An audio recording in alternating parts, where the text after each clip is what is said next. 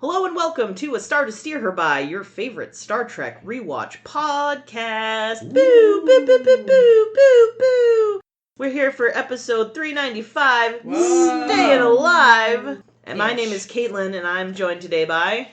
Jake. Chris. And Ames.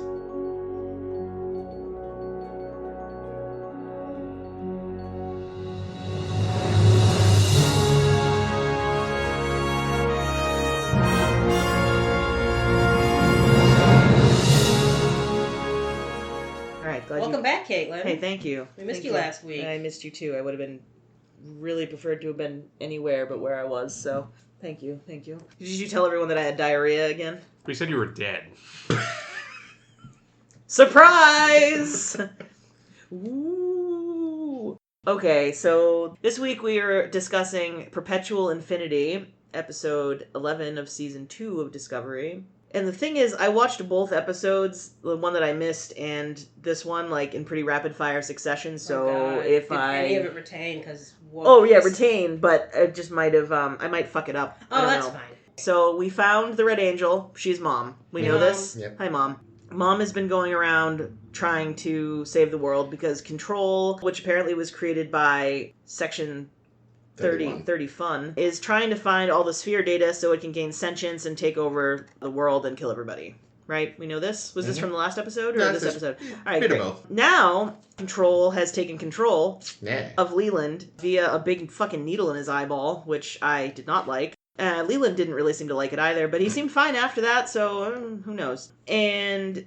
No, my glaucoma is fixed. I can see. So basically, Gabrielle Burnham, which is Michael Burnham's mom, has been going around all through time trying to stop this thing from happening, from Control getting the data from the sphere and becoming sentient and killing all of humanity, and she's failed like a bajillion times. But she's going to keep trying because she loves her daughter. The end.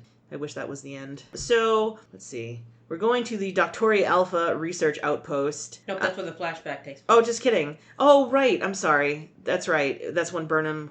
Dr. Burnham. What's it say when the Burnhams were... Oh, okay, yeah. So we find out that the Red Angel was actually, like, a thing that the Doctors Burnham, were working on. And when the Klingons came to kill the family, because they had stolen a time crystal, right? Mm-hmm. Is this why, right? You were shaking your head. Oh, I'm just shaking my head at the fact that the Klingons have time travel. Oh, okay, cool. Dumb. Don't shake your head if I'm not wrong, because it'll confuse me. Shake my head at the episode, not you. Grumble and shit yourself a little. It's fine. I'll just do the former.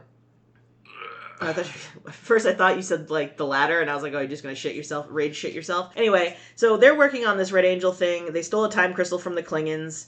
Oh, did we find that out this episode? That was last episode, but... Oh, well, I don't even remember. Recap. Leland told Michael that her parents died because of him, and it was because they stole the time crystal. So we're making this Red Angel suit. The Klingons come to kill us because we stole their time crystal.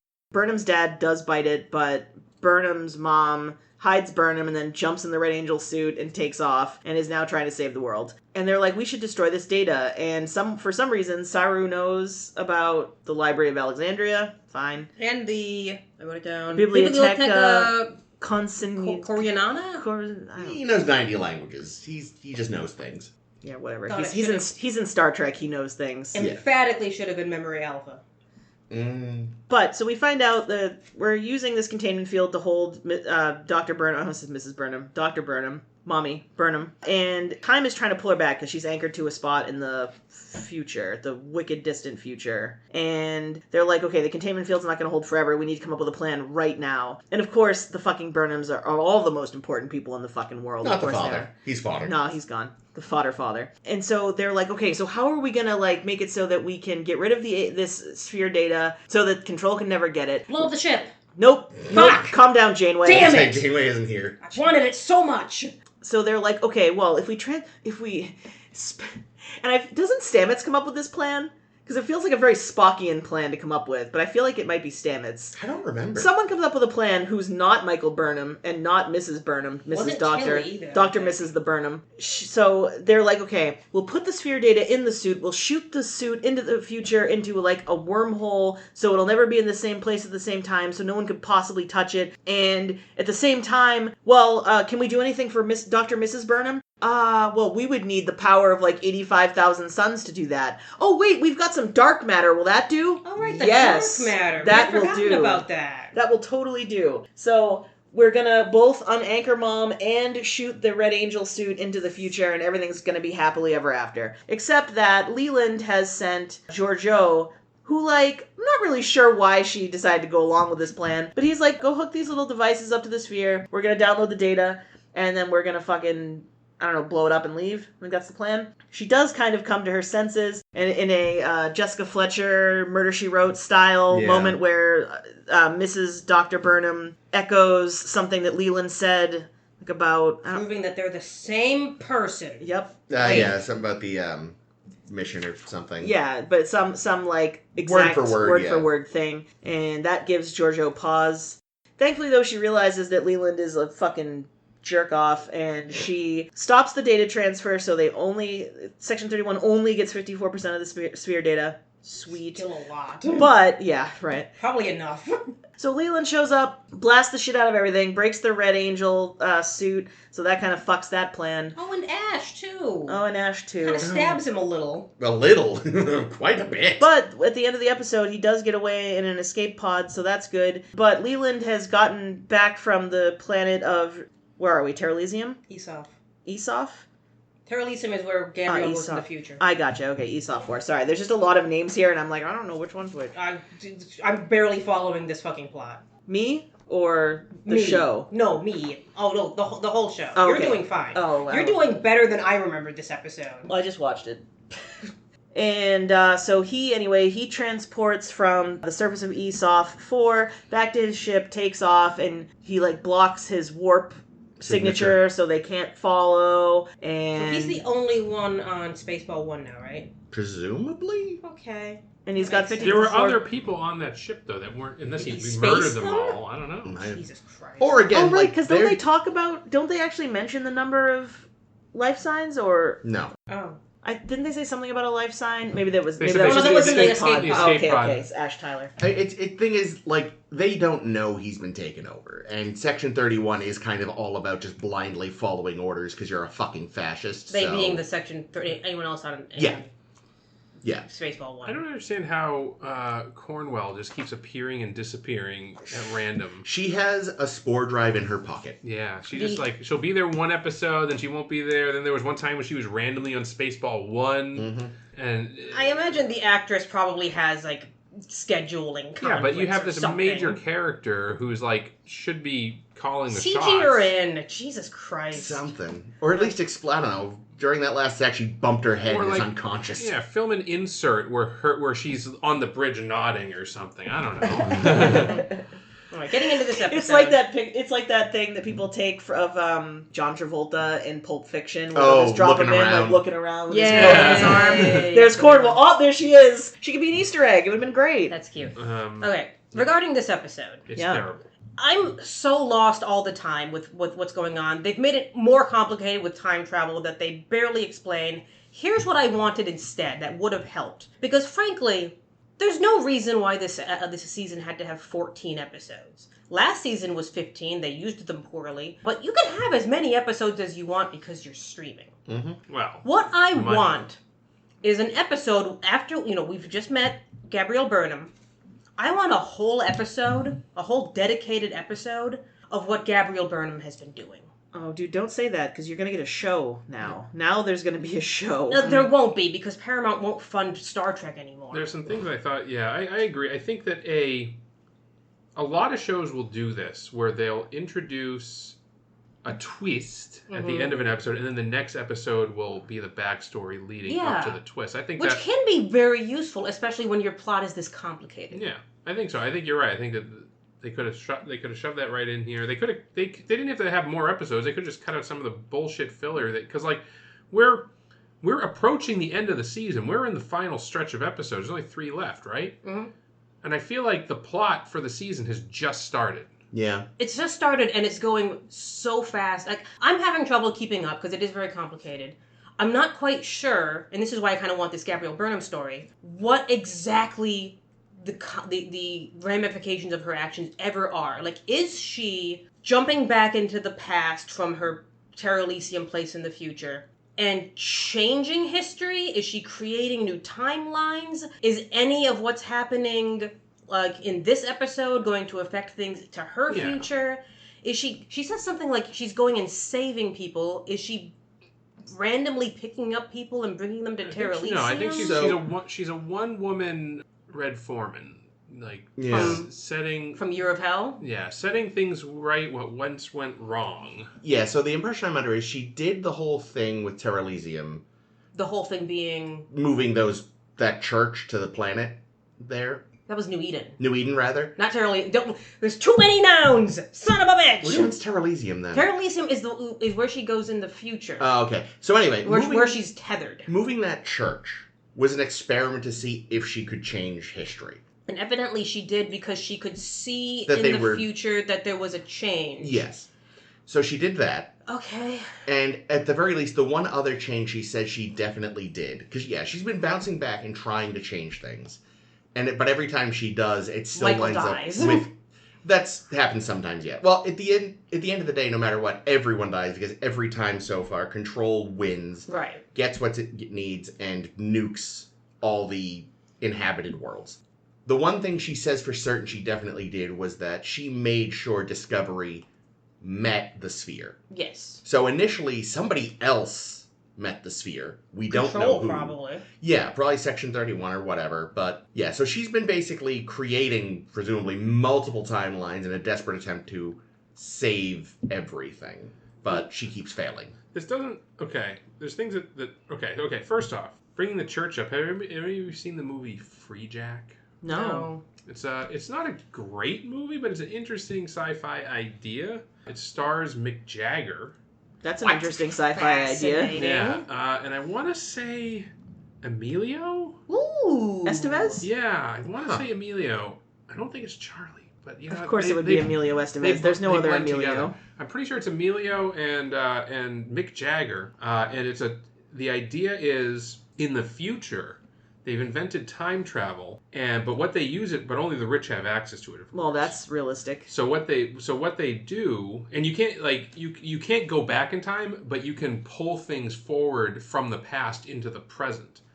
So when an old person's about to die, they will steal somebody from the past that's also about to die, and then download their brain into the body of the person.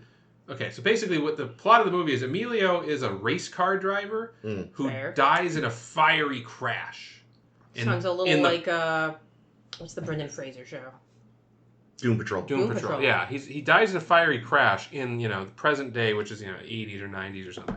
There's a rich man in the future, and what they do is they lock onto Emilio milliseconds before the crash, and transport him into the future.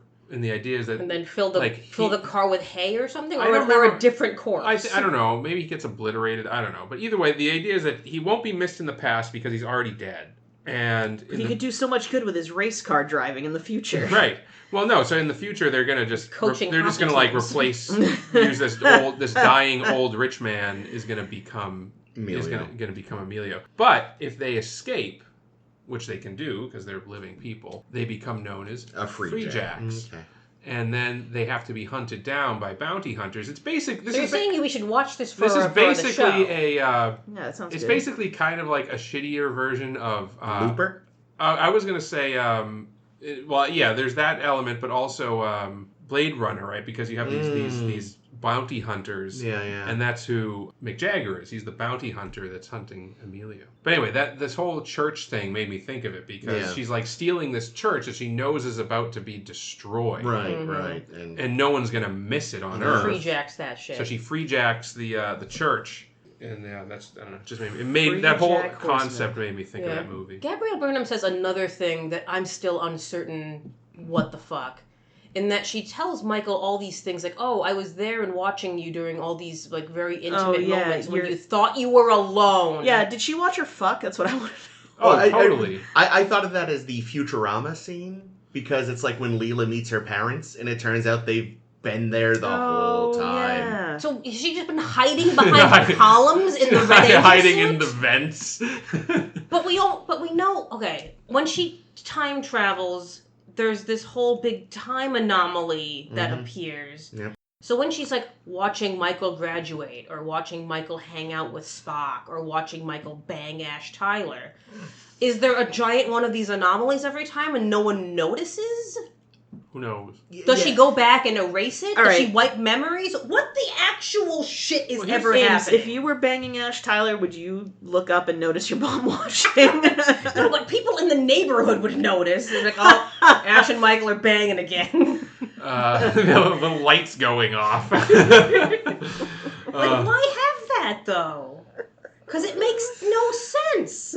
It doesn't, yeah. Well, I And mean, if you could it's- do that, why it didn't was- you ever it's say only hi? there for that emotional, like, Yeah, it's- I've been there the whole time, sweetie. Baby girl. It's the melodrama, which again, like, for me, it was just a comedy moment because I immediately thought of Futurama.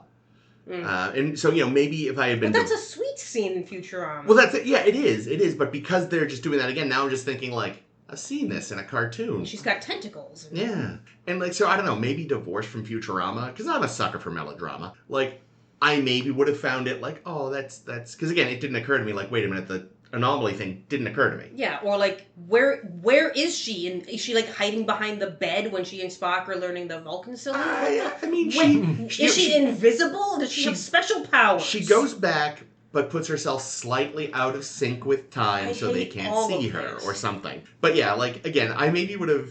If I wasn't immediately thinking of a cartoon, I might have just been like, oh, that's sweet. But instead I was just like, Fry. I was just like, yeah, this makes no sense. That was with Ames. The other thing I thought was really stupid, didn't make any sense in this episode. And it's a small thing. So once Momchael Burnham makes it to the future for the first time, she's floating in space. Yep. And she's recording a log. Yep. And she releases these drones Oh my God. from her suit. film For her. the sole reason, For her for the vlog. sole purpose of her vlog. Just so there can be camera angle. And it makes me think that, like, they filmed these scenes, and then somebody watching, like, the rough cut was like, what's actually... How are we Who's seeing filming her... this? Yeah, how are we... And then they're like, oh, shit, you're right, that makes no sense. Well, we have to film a little, or like, CG a little thing with some drones. Yeah, taking and it that off. means the drones did some video editing for Michael That's- later. Yeah, the editing annoyed me because it's like, again, that is a sin, though, that, like, so much media will do where it's like... We have this footage that Michael's watching that makes no sense how it would exist. Or even if, like, it makes sense why it exists, but it is somehow edited, like... We have the footage from... I wrote it down.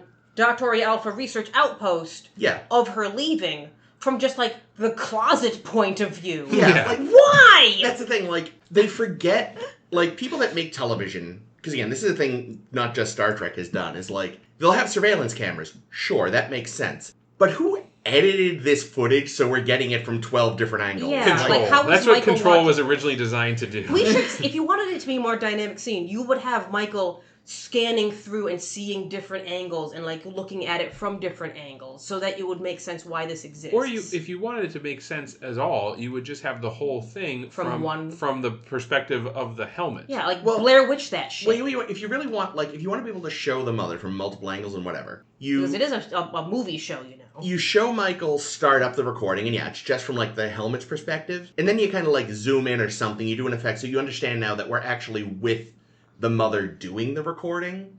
So you show her sitting there at her little camp, and then you can do it, and you just understand, like, this is what she was doing. This isn't what Michael is seeing. Right, but it's just what she's hearing.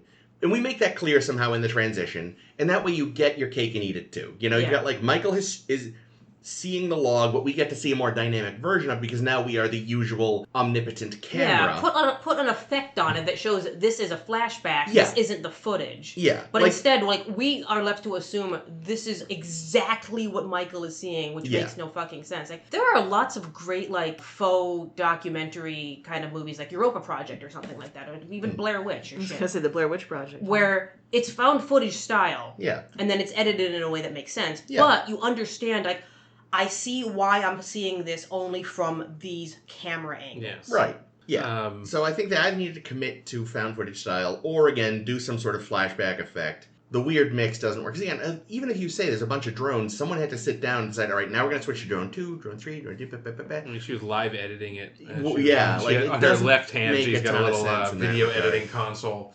Like they're designing this time travel prototype suit. And it's like, oh, make sure we install some drones in the arm so that we can get some cool footage. That makes sense though, because they've all seen Back to the Future, and it's like, you gotta conscript a high schooler to hold a camcorder. It's a pain in the ass. Let's just get some drones in it. I think they could have done 2 cameras. I think they could have done helmet looking out. Yeah.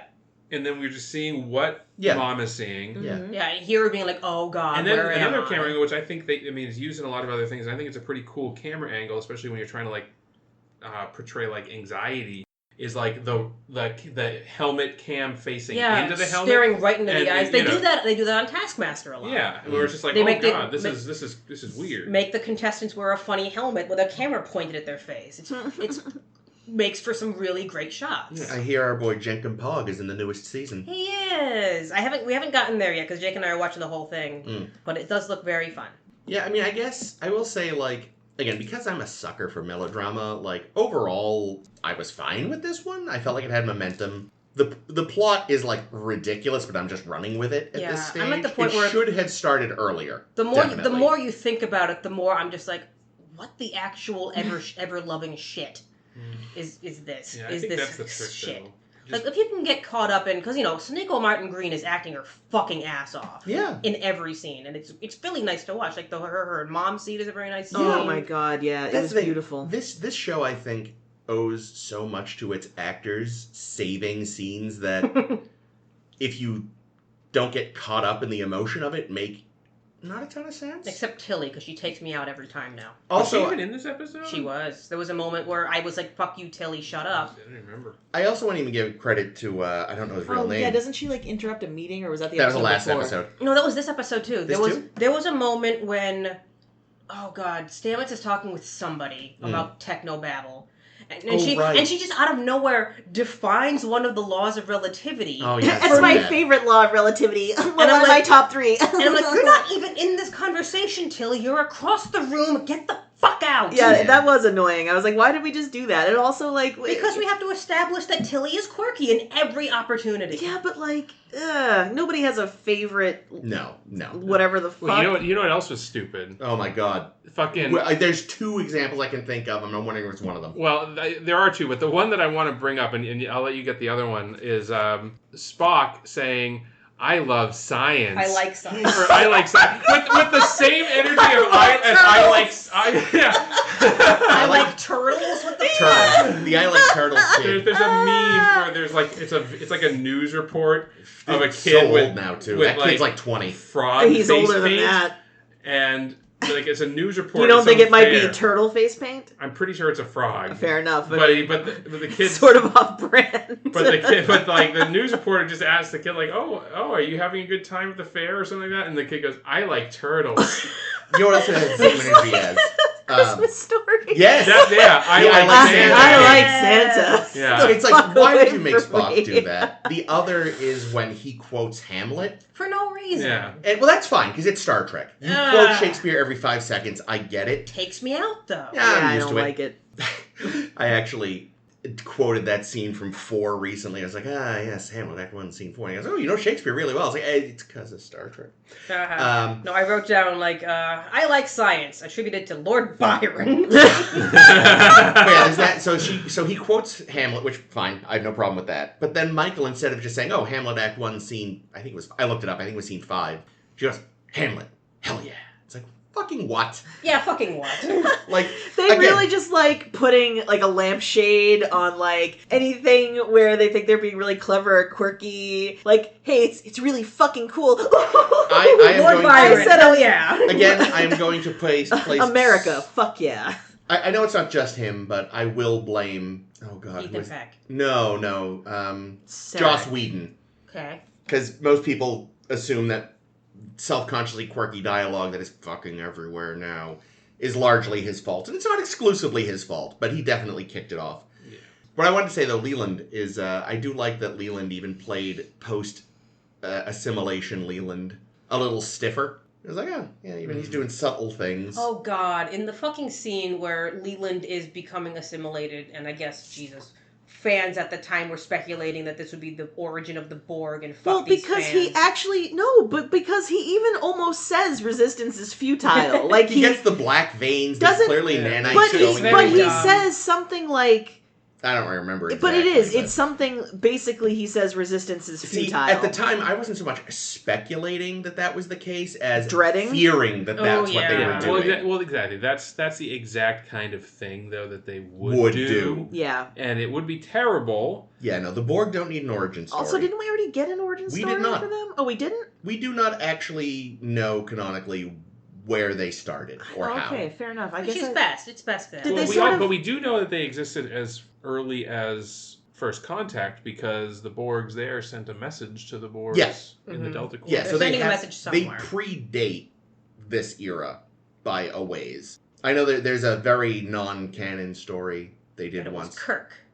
Close. McCoy saves a young girl who grows up to be the Borg queen.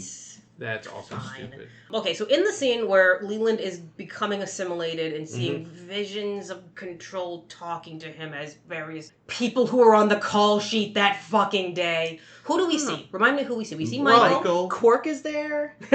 Damar Kira, for reasons, even though we've never Odo. met him. It goes Michael, Michael? Pike, Saru, then Leland himself. Okay, so it's really only people who are regulars on the Discovery. Why not Section 31 people? Because we don't know any except Ash Giorgio. and Oh, come on. I'm sure Daniels was free. Georgia would make more sense to see. She would, yes. It would make sense to see, like, Leland's parents.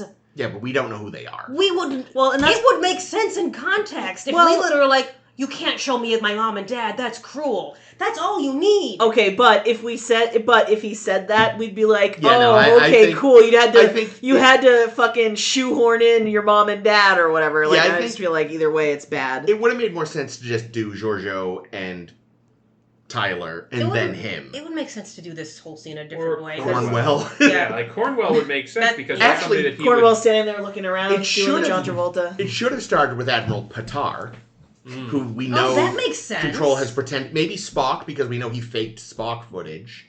Then Giorgio, then Tyler, then him. Dude, why is... But we need seriously, Michael. Always Michael. Why is Star Trek not employing both of you? See, I don't know. I think if they were going to do... And you too. You I think write fucking awesome sci-fi. having the Control hallucination look all holographic for some reason made no sense to me. Well, I assumed it was just actually projecting itself using the holoprojectors in the room. Oh, I thought because he had been stabbed in the eye already, Oh. that it was just manifesting that thing in his brain. Oh. Well, no, because it does say, though, that... It did say something about using holograms, though, I think. It's a little unclear. Yeah, I don't know. I think it would have made... Even so, I think It should have been solid. Since he got stabbed in the eye already, we've already seen that. Because it feels like there's two assimilation scenes here. Yes. Because he got assimilated, like, he got jabbed in the eye, which apparently did nothing other than give him a red... Hurt. Yeah, it hurt a lot. Yeah, how could you get stabbed in the eye and have a bunch of shit go into your body through your eye and have your eye be normal and See, fine? I think a much better Borg way names. around this would have been he gets stabbed in the eye, and then in this episode we see him getting dodgy orders from Admiral Cornwell that at first he's like going along with, but then he's like, maybe this isn't what I should be doing. Cornwell's like, no, we have to get the, like, first Control is trying the indirect approach by having Leland do it of his own free will. Mm-hmm. And then when Leland, like, because, he's shown that he's a piece of shit, but he has some, like... Yeah, he apologizes to Michael. and Yeah, shit he like that. has some level of ethics. Not much. But, like, so he's stealing the sphere data, and then he's like, wait a minute. Like, maybe he has the realization that it's dodgy, and then he starts resisting, and that's when Control is like, all right, fuck you, I'm just taking over, because you're not doing what I want you to do. And here's what the thing And then stab him in the eye, or has he been stabbed in the eye the whole time? he's already been stabbed, and, like, the whole time he's seeing Cornwell is she's not really there. It's just Control. Oh. But here's, I think, an even better way to do this. Fuck Leland, write him out of the show, kill him, do whatever you gotta do. Just make it Giorgio. Make Giorgio the bad one. Because she also, like, Giorgio, like, wants to save Michael as, her mother figure kind of thing. Yeah. And see, like, right now I'm not sure Leland is even in there anymore in the brainwashed Control version of Leland. Watching Giorgio fight against herself. You know, like back when we had Tyrion possessed Kess in Voyager. That makes for good acting And moments. also, Michael, for whatever fucking reason, trusts Georgia. Yeah, what an idiot. Yeah. Like, everybody already distrusts and dislikes Leland. Mhm. If Control is going to take over a character to be its minion, make it a character that's trustworthy. That people are going to be tricked into thinking, oh, this person's the good guy. Oh wait, no, it's actually a fucking monster. Sorry, I just Good thought of point, I hadn't something thought of that. while you were saying this. Who the fuck tied Leland into that chair? He himself, I guess. Like, I was thinking maybe, because I was thinking, like, okay, maybe the initial injection just gave control of his basic motor functions and locked him into the chair. But that only works if you don't remember that both of his arms are strapped down. Yeah. So Unless it's like Marty McFly's shoes in part 2, you just kind of slip your arms in and then they auto tie. Listen, you got to invent some weird shit to get your kinks. It's the future. There we go. Yeah, use those lie detecting orbs or something again. Or it's like, when, again, Futurama, when Bender puts his arms back on in the first episode, and Fry's like, how the hell did you do that? Yeah, that was clever. I also like the fact that he's impervious to phaser fire. Is he just completely been replaced by Nanites? Is he the T-1000 now? Yes. Nanites are magic. Like it may have made more sense if he was just made out of nanites. Like if they showed like his body somewhere and like Yeah, in that case, your Leland is actually dead. This is a construct. Would make more sense. Yeah, it's a robot. This is a robot copy that's just made out of like there's in Stargate SG-1 there's these they're called replicators. Ooh, they're fun. And and they start out as like these little like chunky spider things that kind of look like they're made out of Kinects. Spider things. Spider thing.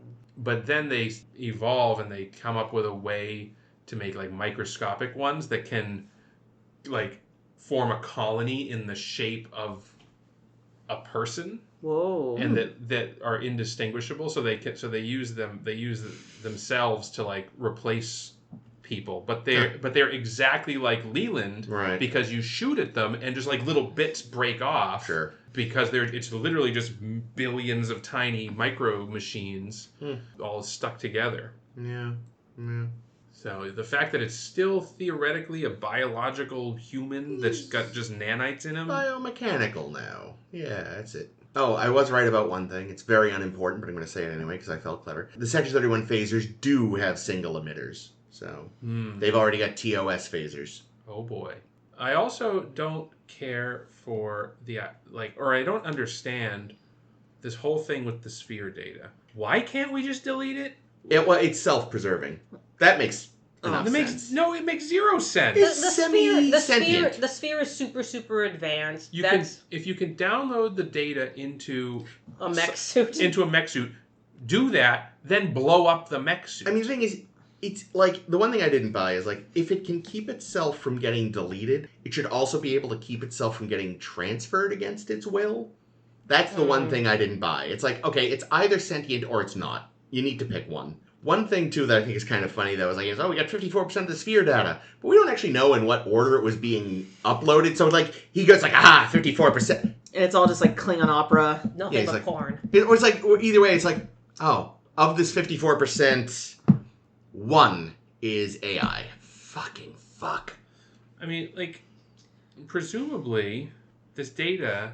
Okay, so you can't delete it. It doesn't let itself get deleted. Right. But it still lives on Discovery. Yeah. You could self-destruct Discovery. I wanted that to at least come up as an option. Mm-hmm. Like, they never even bring that up, that this is really fucking important. It is more important than the lives of this entire crew. Fly into a fucking sun. You know, here's what I would say. Here's a cool idea, right? They're like, Pike's like, shit, we have no choice. We have to self-destruct the ship. We have a big, long episode where everyone's evacuating. Not an episode, but like a scene where everyone's evacuating the ship and they're all... Whole episode. No, I was going to say it would be the whole dropping episode. Dropping teddy bears as they go. And they set the self-destruct. Doing flashbacks so we care about every person on the ship. And it's counting down and everyone's off the ship. Everyone's on the planet. And, you have a scene and then like 3, 2, 1, and then the ring starts spinning and it jumps. Ooh. The Control figured out how to use the spore drive on its own. Actually, I guess that's the other thing is if it won't let itself get deleted, it's in the computer. And yeah, they still just could have tried it. We'll self-destruct the ship. But it's like, yeah, the data turned off the self-destruct. Yeah. At least acknowledge it. Yeah. Because we've seen self-destruct in fucking Search for Spock as a way to get around fucking enemies. Yep. Because here's Get the out thing, of right? there. If the sphere data is really as smart as it claims to be, and it's in the ship would just become sentient. The ship would just become... Well, that's like season 4 or whatever. Well, maybe. Maybe. Right? That's the thing, though. So, if it can't be destroyed... But it can be transferred.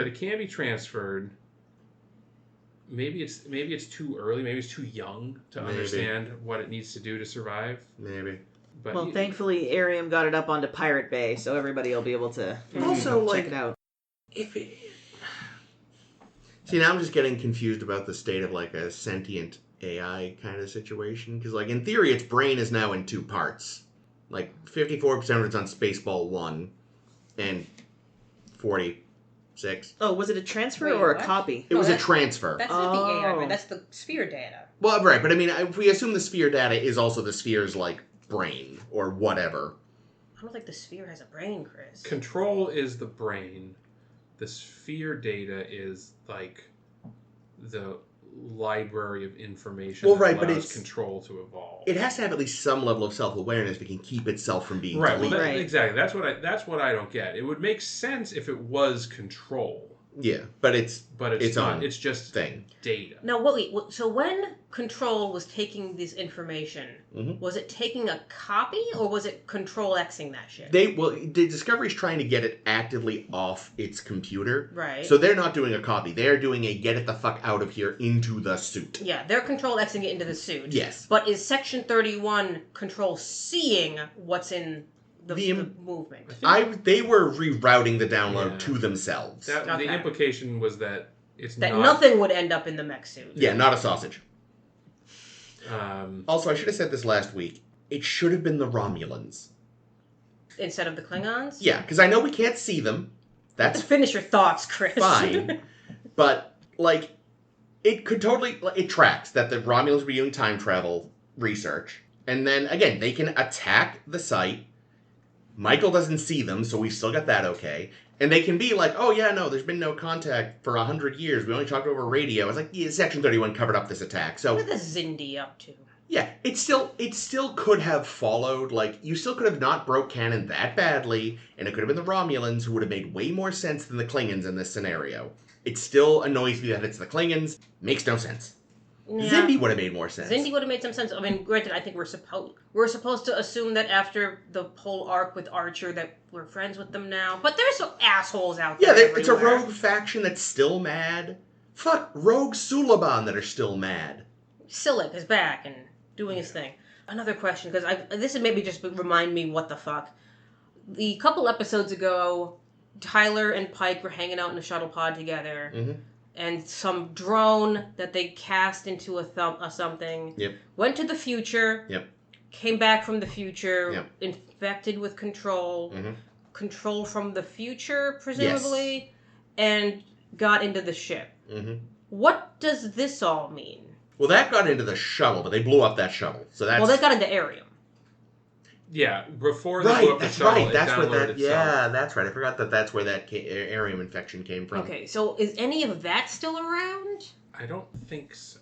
And where did they? So they came from the future. When were they hanging out with Gabriel Burnham in the future? In the future, where Gabriel's stuck, there's no human life. There's only Control. There's only Control. So Control just lives there. Okay, so we sent a. What actually happened with that drone? Because now that we have the context of Gabriel Burnham. We should be able to fill in the context for the drone. But I can't. The drone went to the future, met Control. Control flipped assimilated off Gabrielle. Yeah. Control assimilated the drone, sent it back, Basically, oh Jesus, it really is Enterprise. I think This is a whole little temporal Cold War, but it's just between Control and Gabrielle. Yeah. So it's better than the Enterprise because at least fucking Daniels isn't there. Yeah. So Where the fuck is Daniels, by the way? Fuck that guy. I'm guessing the idea is Control sent the probe back to try and foil Gabrielle. Yeah. Because it knew that she was trying to stop Control. It was going to foil Gabrielle by getting into the shuttle and getting into Arium. And then Arium would sabotage the mission to get rid of Control. Yeah, do you see why I'm not following the season at all? It's super complicated, and it's not explained very well. I mean, which... It is, again, speaking of my boys, a Romulan tier plot. Which is why they just should have been there. I also don't really understand why Ash Tyler is still around. Because he's pretty. So he can make out with Michael. Because he's on the call sheet. Is it literally just so that the actor can be in the show? Which is fine, I like him. I think it is, yeah. I think every so often it's so that he can talk with the other Section 31 characters to deliver exposition. I'm also imagining a very weird sexual relationship between him and Giorgio. Woof. And I like it. I really feel like Come on, you haven't thought about it? Leland and Tyler him and Giorgio, are actually. very unnecessary characters, and you could have just had Giorgio be the entire Section 31. That's presence. so wanky. To have this character who just turned up from the Mirror Universe take over the most powerful entity in the Federation. Maybe she starts as an underling. Maybe. But then you're insinuating that there are other Section 31 people. Yeah. I think. Oh God, is Giorgio actually the Mary Sue of the? Not Mary Sue. What brain? No, yeah, Mary Sue. Mary Sue's the right word. Yeah. Yeah. Well, but think about this, right? It kind of tracks if Section 31 is more like DS9 version of Section 31, where they're quite evil. They have Secret. zero ethics. Mm-hmm. They Great would coats. fucking fall over themselves to get their hands on Giorgio and then deploy her as like a super powerful asset. Yeah, but I don't think they would ever give someone who's that loose a cannon entire free reign. Well, maybe that's their mistake. Maybe they have something on her. Maybe Control is like, oh, we should make this lady in charge because she's really powerful. And they could have tied in. Oh, there you go. And Control is just like, no, I know that she's the one that's gonna further my agenda. Yeah, and then again, it ties into that larger idea of don't trust fucking AI. Yeah. I liked when it was this episode. I liked when Leland was telling her, like, well, as long as Gabrielle Burnham's around, you're not the fairest of all, are you, bitch? What So a strange weird. thing to be egotistical about. It's like, I'm from another universe, but she's from time. You weird bastard. Gabrielle's relationship with time is kind of funny. She reminds me, and I'm gonna the mildest of spoilers. No, actually, it's a giant spoiler, so Chris can cut this. It reminds me of our traveling friend that we meet in Prodigy. Our traveling friend. I'm not going to spoil it for Caitlin because Oh, you haven't watched the fucking me. season. Okay, so for me, okay, fair That's enough. vague enough. I can leave that in. Okay, leave that. I was gonna just state the whole thing. No, the way you did it, I think works. Okay. We can. I can sound clever without spoiling the show that Caitlin should be watching right now. It's leaving Netflix. It's leaving Netflix. So you Watch it. better- hurry. Where's it going? Nowhere. You're gonna lose your chance. I gotta see if they have that on Blu-ray. But anyway, getting back to this. The other thing about Gabrielle Burnham is that she finds that she can create this connection with Spock because of his Vulcan dyslexia and also because of his Vulcan dyslexia. Yeah, it's like this mental finger he has going on makes it so that he can understand the time. I am not certain Spock at all understands the time because I don't know if he's known anything this whole fucking show. I do. It was kind of like a. I don't know though. It felt like they were just trying to be like, see, kids. Yeah. There's nothing wrong with, and there isn't anything wrong with having dyslexia. There's nothing wrong with having dyslexia or having any disability, but it is like turning it into a superpower. Yeah, exactly. The disabilities are actually a superpower is like a trope that I don't think helps anybody. No, it shouldn't be done. Yeah, and what is Gabrielle saying that she was doing? Because we know that Spock mind melded with her, learned that it's a human, saved Michael from wild Salets or something. Did Gabrielle do anything else, or did all of those other timelines where she was trying to use Spock to help her get erased? I guess every time she tried it, he went nuts. Yeah.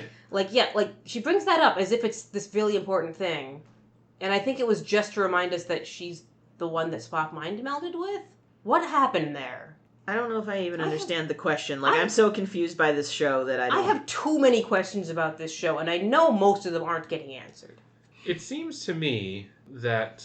So obviously she can't go back to prevent the Klingons from destroying theirs. Why not? Because then she... Wouldn't. It's a grandfather paradox. Yeah. This whole fucking show is making for the sure. Klingons have to attack in order for her to end up in the future. Yeah. But I feel like she could be a lot more clear because she can go back and she can talk to people. Warn them about control. Why does she have to do this fucking top secret? I just need to give hints to Spock. I would assume that maybe the early attempts were just talking to people and that just didn't work. Well, yeah, because she probably sounded fucking crazy. True. It's also unclear how long she has, if she's not being tethered. Is she aging? Time has clearly passed for her, yeah. How much? Do we know?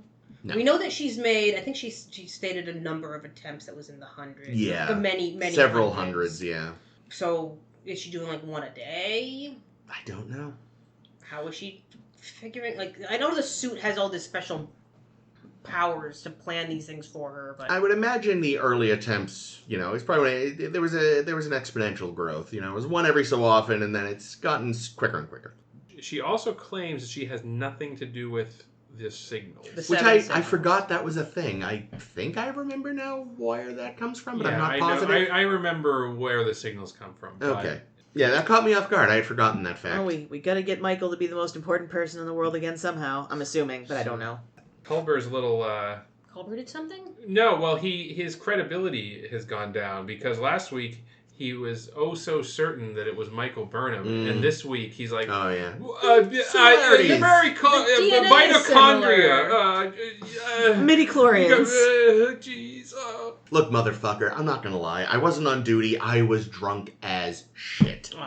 He's also going through a whole lot of like identity crises. Yeah. He probably isn't thinking. Where's fucking Pollard? Ever? Ever with Cornwall. Yeah, probably. Well. Yeah, I did really love Cornwell. Cornwell. Michael in the scene where she wakes up from her adventure on Esoft 4, thinking that she hallucinated her mother and then learning that it's true. Like that's some really good scene work right there. That was this season is brutal though. Someone like she was really acting well. If someone was like, "This is way too fucking much to process, and I do not have time." Fuck. Caitlin, one way to remember the Cornwell thing that I use in my head is... Why are you laughing at me? It's going to be great. I'm already... It's not going to be great. You're going to roll your eyes. Good. Superman corns good, but you corn well. What? What does that even mean? What? It's like these... Like it's a grammar Nazi thing. Yes, but when people are like...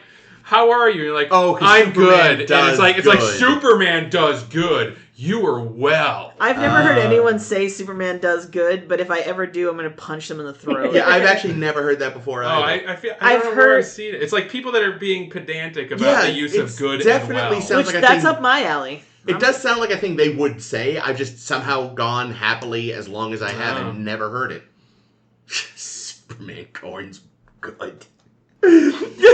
I thought you were making a roundabout cornholing joke, so I was really confused. I was like, what does this got to do with cornholing?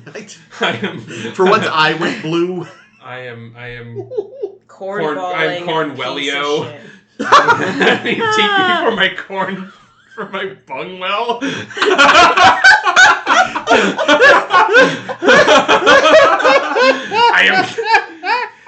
I am Cornwellio. I need TP for my bungwell. Really fucking dislike this podcast sometimes. I'm lightheaded. I don't understand your humor. You know, that's back, too. They did a TNG parody years ago. They could do Strange New Worlds now. They could. Although Star Trek might be hornier than Beavis and Butthead at this point. God. Oh, boy. Is it very convenient that both Gabrielle and the Red Angel suit are tethered to that planet? Yes. In that they can somehow both be pulled back independently?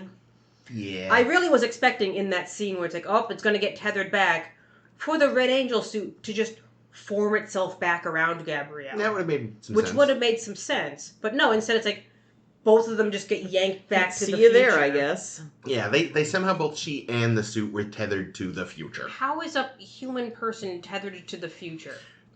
Well, quantum I like foodly. I like science. They needed a big emotional goodbye. It would Yeah. have made way too much sense if just the suit went away and then they're like, oh, we're fucked now. That could have gone so wrong too. She like spirals up, hits her head on one of the emitters on the way up. It's like, oh, she's dead.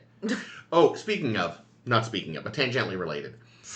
Maybe they shouldn't have flashed back to the scene of her beaming onto the Shenzhou when the Shenzhou's transporters are right there. Yeah, it was In the present. Like last week, we were like, oh look, it's the Shen. That's kind of funny. But now actually showing them next to each other, like, guys, fellas, you just gave away the game. Why couldn't they have shown us like flashbacky moments from things we hadn't seen before? Because they'd have to go film those. Yeah. That's not hard! You film things all the time. It's your literal jobs. It's probably not hard, but See, it might be What expensive. would have made more sense, because we were talking about Momchael Burnham hiding in the ductwork.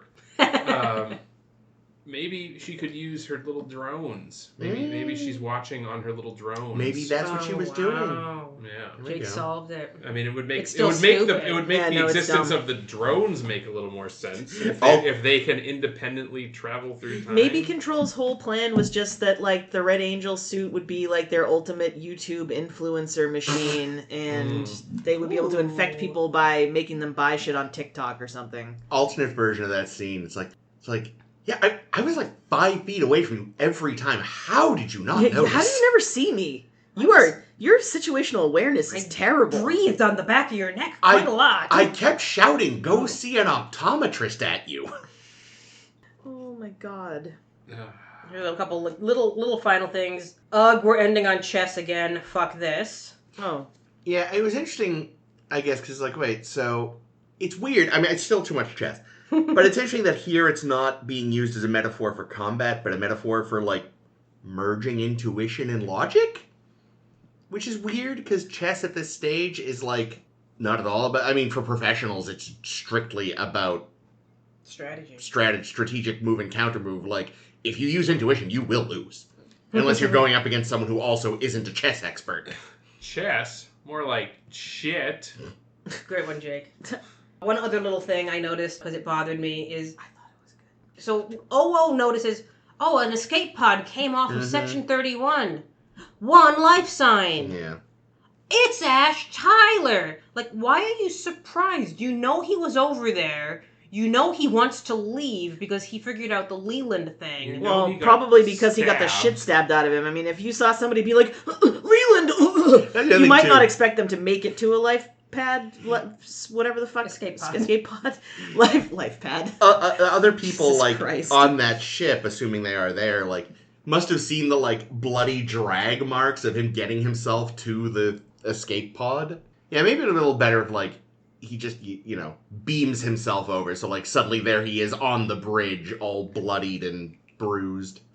Because what is they had to tell the audience, and they couldn't think of a more elegant way to do it, is what it comes down to. I just think that the reaction should have been, like, it should have been relief. Like, oh, good, Ash is alive, and he's the one that... Of the people on that ship, he's the one that we can quasi-trust. Yeah, or at the very least, have it be matter of fact and not shock. Yeah. Like, 1 life sign, Ash Tyler. Here's the other thing about Ash Tyler.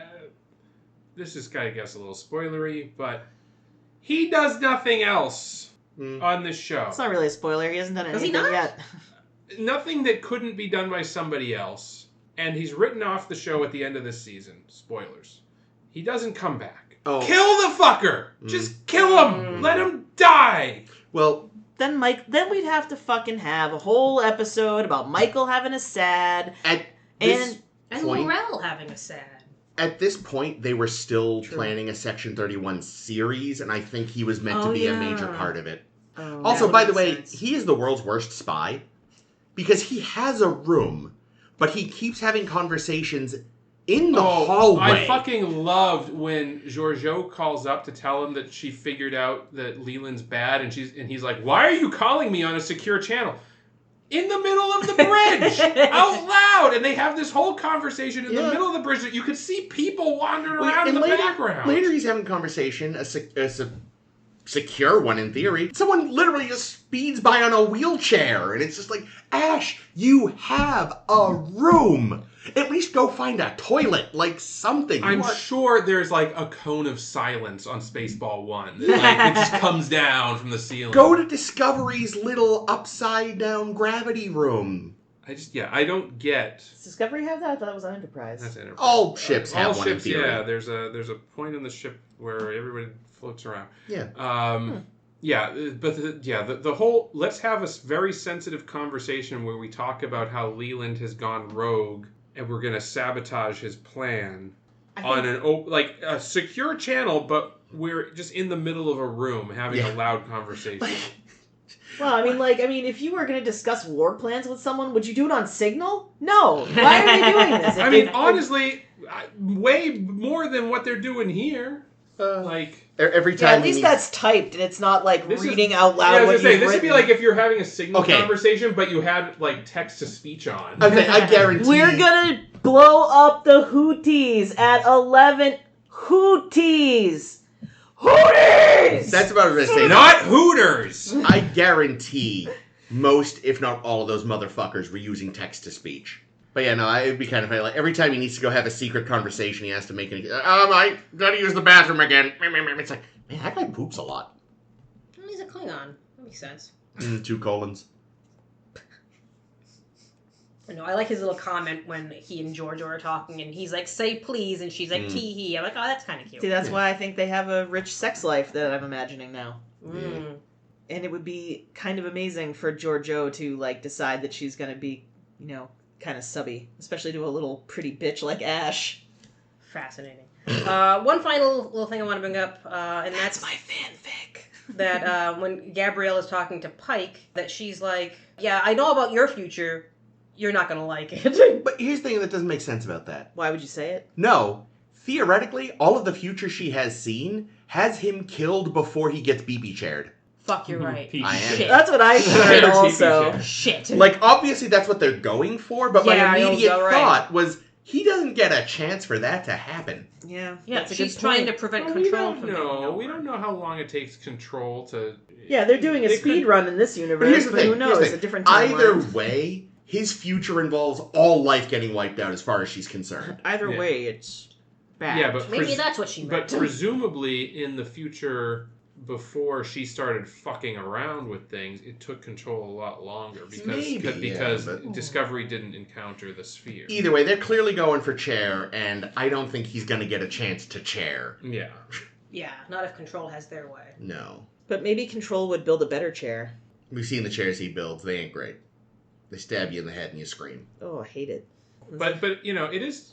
I have to say, is in terms other than I'm not a huge fan of this episode. The actor, I do like the actor that plays Momchael Burnham. Oh, she was on The Wire, She right? was, she was a Oh, major. was she? She played a major part in The Wire. And I'll watch that show someday. I don't know if she's going to show up much more, but I'd say in terms of one-off characters, she's not too bad. Oh, what a segue, Jake. What a segue. Wow, good segue, Jake. You know how I was talking about how I wanted the Zindi before? And not Daniels? Never Daniels? Never Daniels. We're going to talk about minor characters from Enterprise we do like. Daniels will not make these lists. No. Oh, shit. Any of you put him on your list, you're fired. I actually put him down for all 3. All right, so who were our favorite, because we're finally wrapping this up, our favorite Star Trek Enterprise minor or one-off characters? I'll go first. We did this for TOS and all the other ones before. We've been putting off the Enterprise one because we kept having other activities to talk about. I'll go last because... Really? Well, because I have a bunch of extras. Oh, you want to not overlap. So I can help with You want me to get more overlap screen reduction. grabs. I have one that I have a backup for because it's up to you guys if it counts. Because I feel like it's kind of it may violate the spirit while obeying the law. Do it. You'll say, see. say I'm what it also is. saying It's that going to be one. my last one. I'm also saying that one, I think. I'm going to start, though, with, I hated the Temporal Cold War. It was dumb. It was unnecessary. But I did love Silic. There was something delightful how slimy he was and the way he said John. Surprised you're putting him on this list and not next week when we do villains. You should have killed me when you had the chance, John! I forgot there was a separate list for villains.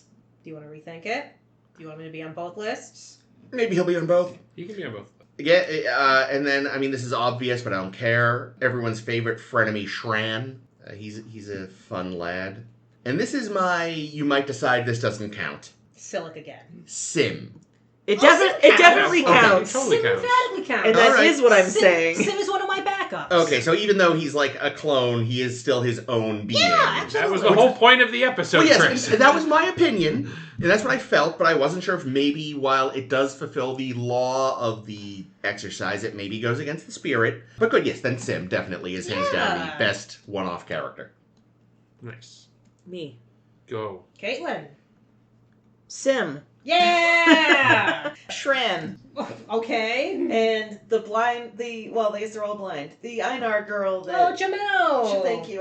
I was literally just Googling it because I forgot to look it up earlier, and I'm like, I can't. I'm like, the Einar. No, the girl. No, the one that kind of hooks up with Shran. No. But yeah, I liked her. I thought she was rad. I like her too. She made my initial list, but she didn't make the final cut. Oh, Because I found that she was the most interesting thing about those episodes. Oh, 110%. Yeah. But I have some different ones to talk about All right. for my list. Yeah, sorry, I omitted the talking about, but Chris kind of pretty much covered most of the relevant points. That's fair. First, I'm going to give it to Degra because I found that they did a really good job, like making that kind of like minor antagonist into an interesting character and then into a friend. Yeah. And I think he was also acted very well. Yes. And very interesting. So Degra, very cool.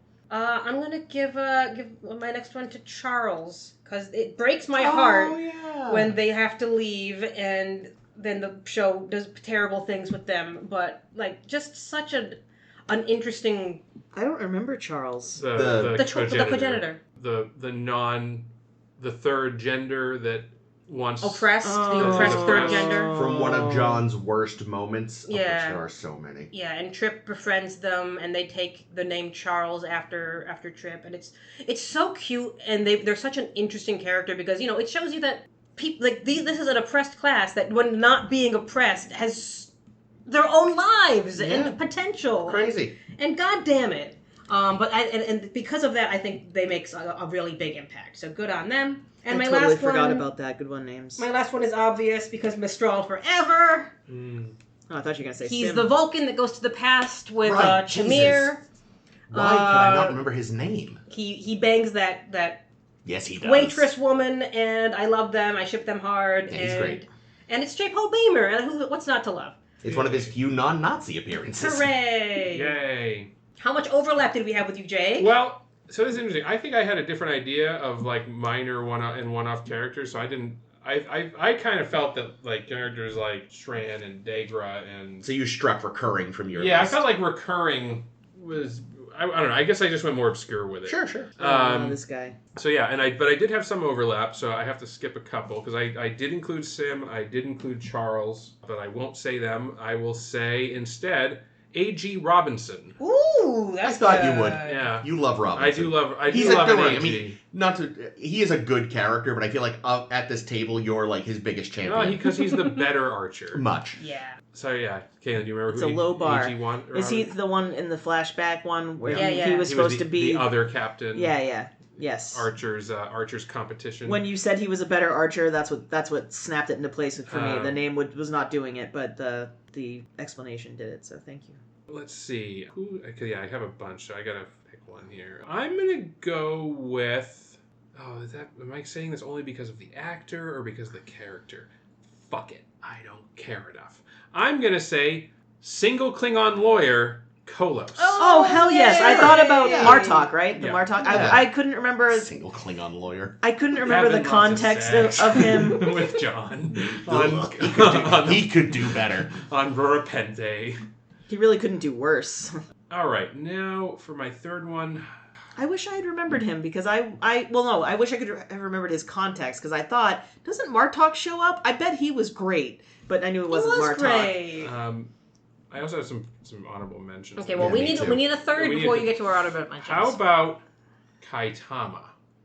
No. Obviously not. Absolutely not. Oh, that's the princess? She's That's the first the monarch. she's that the bitch. worst. The perfect mate. Absolutely awful. No, that was a joke. But I am... No, that wasn't Perfect Mate. Wasn't that Precious Cargo? Precious Cargo, but Perfect Mate it's the is same... the TNG. It's the same plot. Exact Yeah. story. Nope, I understand. It was a joke. But yes. Was being dumb. There's a coin flip for me.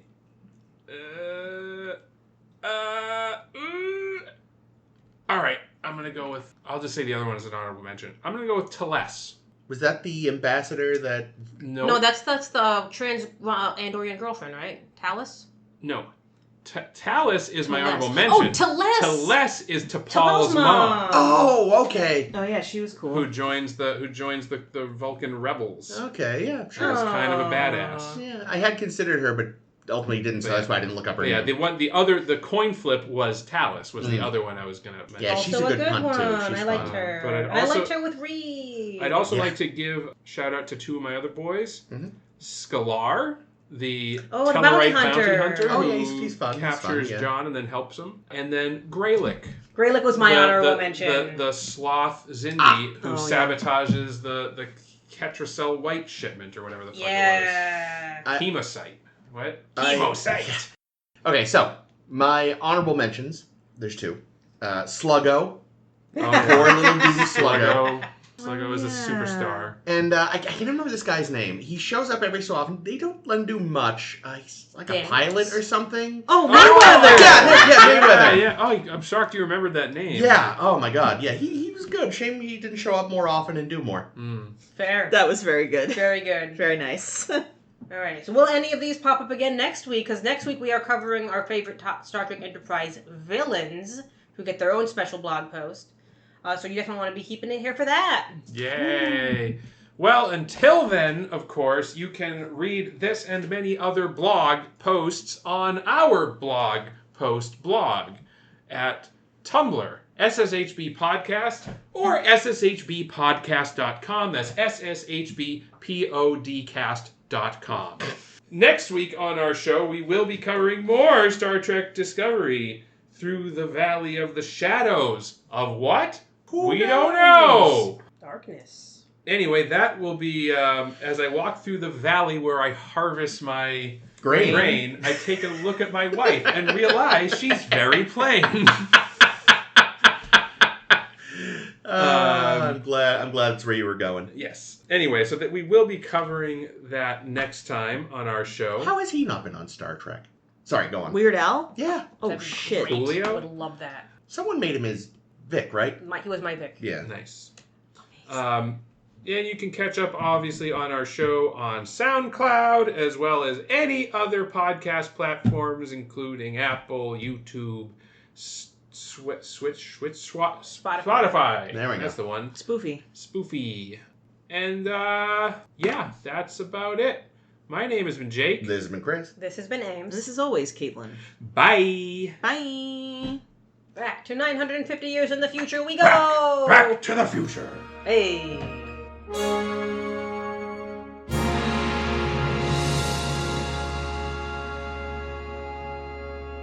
Oh, yeah, we do. Thank Only you. if we can manage. All right.